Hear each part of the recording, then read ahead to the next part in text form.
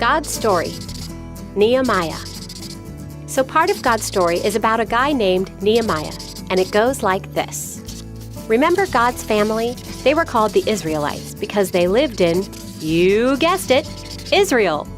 But some of them lived far away from their home, and one of those guys was Nehemiah. He lived in Persia and worked for the king. One day, his brother told him that a city in Israel called Jerusalem was suffering, and many people there weren't following God anymore, and their city wasn't in very good shape. Nehemiah cried, "God, you are wonderful, but your family's home is in trouble. Please help us. When I serve the king his wine today, make him pleased with me and have him do what I ask." Later, when Nehemiah served the king's wine, the king noticed that Nehemiah looked sad. So the king asked why. Nehemiah told him about Jerusalem and asked if he could go back to rebuild the wall. The king could have killed Nehemiah for asking to leave, but instead, he said go. He even helped. That's because God heard Nehemiah's prayer and answered it. Anyway, Nehemiah went to work rebuilding the wall, but little did he know he was going to need to ask for a lot more help from God. See, God and his family have always had enemies, and these enemies wanted to stop Nehemiah and the people helping him. First, they made fun of them. So Nehemiah prayed again. He said, "God, some people hate us. Please get rid of them," and went back to work.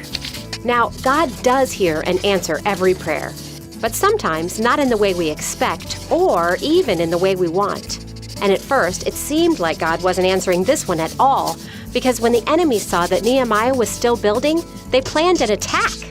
But Nehemiah trusted that God heard his prayer even if it didn't feel like it. And God did! He caused some people to overhear the enemy's plan and warn Nehemiah. Even though the enemies were still after him, Nehemiah planned a defense and told the others, "Don't be afraid of your enemies. Remember the Lord. He is great and powerful." And on they worked, building, building, building. The closer the wall got to being finished, the more Nehemiah's enemies realized they couldn't stop him by making fun of him or by attacking him. Time for something else. They tried everything. They sent messages to get Nehemiah to leave the wall and meet them. He wouldn't. They hoped Nehemiah's hands would get weak, but Nehemiah had asked God to make his hands stronger. They even paid a priest to ask Nehemiah to leave the wall and come to the temple. But Nehemiah trusted God more than anyone else, even the priest, and he refused to stop doing the job God had given him. Kids, are you willing to listen to God and obey him, no matter what? Well, finally, the wall was done. God's family got to go home again, and Nehemiah's enemies found that nothing stops God's plans. The Israelites celebrated and praised God, and as they praised, they realized how much their sins had hurt God, and they felt terrible. They told God they were sorry and thanked him for helping them.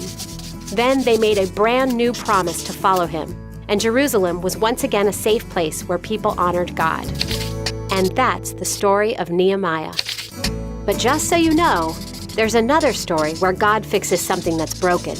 See, one day, God would send a very special rescuer, not to save a wall, but to save the world. He made it possible for not just Israelites, but everyone in the whole world to confess their sin to God, thank him for his rescue, and follow him.